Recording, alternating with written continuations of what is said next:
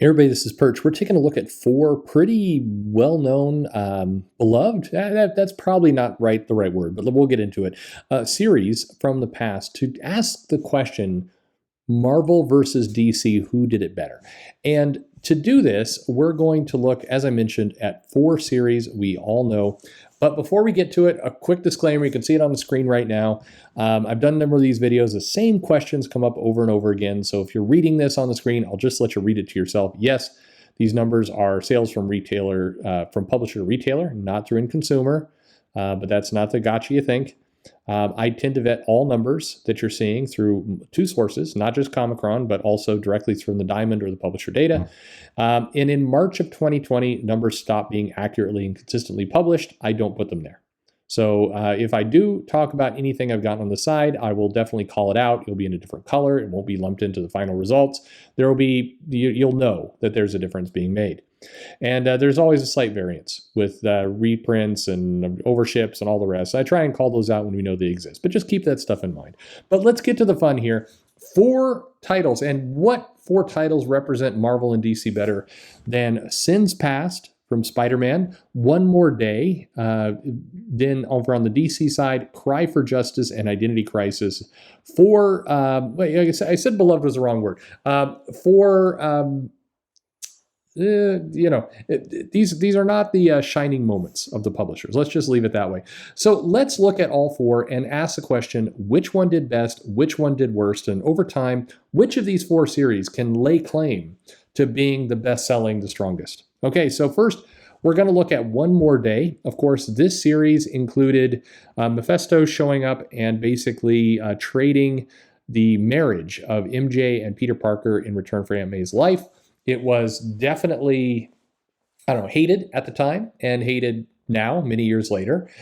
This restored Peter Parker to his swinging bachelor days, but also tore up and, not just the marriage, but also in a brief little glimpse indicated that, the future daughter or child of Peter and MJ was also erased during this time period. So all in all, just a real kick in the groin. So how did this series do? Well, it debuts at a whopping 146,000 copies for Amazing Spider-Man number 544. It was only four series, so it dropped pretty dramatically to issue number 2 down to 110. It would then continue to drop to 105, before rising at the very end for the final issue at 124. All in all, all the issues stayed over 100,000. It was absolutely one of the top-selling comics of the month overall. The storyline definitely increased sales of Spider-Man. However, the brand new day that would follow it continued. It did give the shot of Spider-Man sales. It did give a shot in the arm to those sales, but it also disgruntled a large number of fans. I'm doing a longer analysis that shows all of Amazing Spider-Man, what happened. There's no doubt about it. This One More Day followed by Brand New Day and this new status quo definitely helped Spider-Man sales from where they were right before here. And you'll see kind of an indication of that in a moment. But at the same time, it definitely generated a decent amount of badwill. So average, it sold 121,000 copies on average if you take the four. Its high point was issue 1 at 146,000. And our percentage of drop from start to finish was 15%, which a negative 15% drop. Yeah, these days, that's not terrible. But again, this is only four issues. Let's take a look at something else from Marvel. This is Sins Past. Now, Sins Past ran in Amazing Spider-Man. It was 6 issues long, and basically this revealed that Gwen Stacy, before she died, slept with Norman Osborn, bore 2 children, and it was not a retcon people were excited about by any stretch of the imagination. This would be about 35 issues or so before One More Day.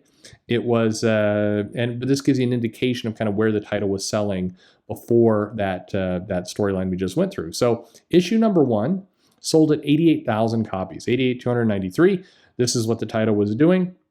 And remarkably, this whole event, despite the fact that people absolutely loathe it, you see it as being many people what they will call the worst possible Spider-Man storyline. I think the other deserves to be in there as well. But at any rate, this comic goes from 88,000. Our second issue goes down to 84, then goes back up to 88, then goes to 87, 89, and 87. All told, this was pretty flat. The second issue was the weakest of the whole bunch, but generally speaking, this series just kind of stayed very level. It did not scare people away, nor did it bring them in. That's pretty much where we got. And the title would continue to hover here in the high 80s until One More Day came along. So this is pretty much what SpiderMan was doing. Its average, 87,508. Now, in today's standards, that's that's like 15 America Chavez, number 12. Sorry, just kidding. 87,000 would certainly be considered a success. That's selling better than most of the X line. Frankly, most of all of Marvel's titles right now, certainly on the ongoing basis. So keep in mind, this is Sins Past, definitely not a comic people were that thrilled with at the time, but we looking at it in this perspective, 87,000, can't knock that. Its high point was coming in the middle issue, its penultimate issue, issue 5 at 89,000, and it had a drop of 1%. That's it. So for all the anger and hatred and people complaining about this title, it lost 1% of its readership. So not terrible at all for old Norman Osborn giving it to Gwen. We move over to Cry for Justice. Okay, so Cry for Justice spins out of Final Crisis, and basically the premise here is that Green Arrow, Green Lantern, tired of basically responding to threats, decide to make a proactive Justice League team. This was meant to be an ongoing series from James Robinson. It was shortened to 7 issues. And it kind of tops off with them ripping off Red Arrow Speedy's arm, and then killing his daughter, and then Green Arrow shooting and killing Prometheus. So it's just a great comic there. So anyway, this title starts at 68,272 for issue number 1. It immediately drops down to 54,000, and it would hover there. Basically, issue 3, 4, and 5 kind of all stay right around 54,000. 52,000 is where it's at issue 5. And then it drops down to 49,000 for issue 6 and 7. All told, fairly stable once you got past that first issue. The collectors did come in to buy this first issue of a brand new Justice League team. Unfortunately, while the art got high reviews, the story did not. And generally, people hope to kind of forget about this series as quickly as they could. The average issue sold at 54,000. High point was the first, and it had a 27% drop from start to finish. So more along the lines of what you see today in a lot of cases where you have a 30% drop. This is what this title did. But all in all, all of it stayed under 70,000, and it really hovered just above 50,000 for the majority of this series. Not the best thing. So finally, Identity Crisis number 1. This series, again, another 7-part comic from DC, where they got the genius idea to have Dr. Light basically, rape somebody and then get his mind wiped and then kind of get it back and reveal that they had erased Batman's memory, killed off Sue Denby, caused Jean Loring to be crazy and lose her mind and reveal she was the actual murderer. Just a feel-good story of the century. So this comic debuts at 163,000. It was very good. This entire series was right at the top of the comics for all 7 issues, and it drops to 129,000. So it definitely has a significant drop in issue number 2, but still, its low point would come with issue 3. I say that tongue-in-cheek because the low point was really the entire series. But anyway, the issue 3 drops to 124,000. That's as low as it goes. So quite a healthy little book. I mean, this is equivalent to, I don't know, this is your King in Black from when this came out.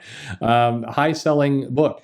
And it would then slowly start to rise back up again, finally ending up at 139,000 when all was said and done, with issue number 7. So this comic, which definitely is burned into a lot of people's minds, the average issue 134,000.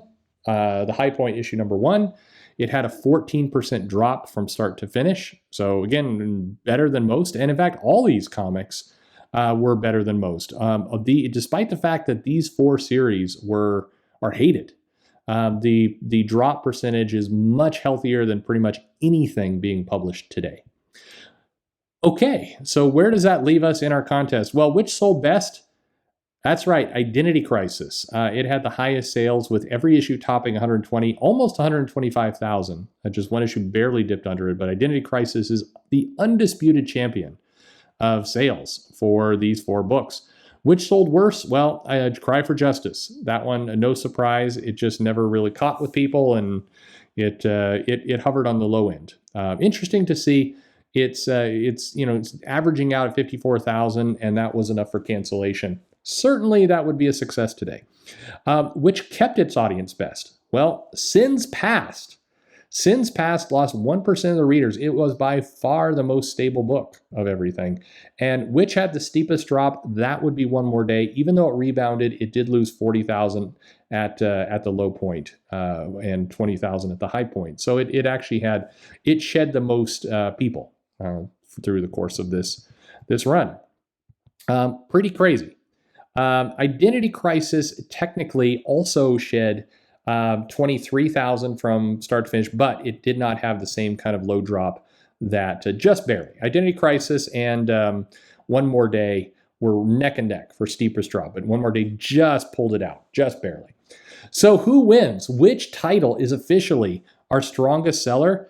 That would be Identity Crisis. Identity Crisis had the strongest sales and relatively small drop off from first to last issue, certainly by today's standards. But who knew that, brutally murdering brutally murdering Ralph Denby's wife and having a storyline where a supervillain rapes somebody and then is turned into a moron by Zatanna would be so popular. I mean, yay, comics. So there we go. There's your answer. This battle goes to DC officially. Identity Crisis is your best of the worst.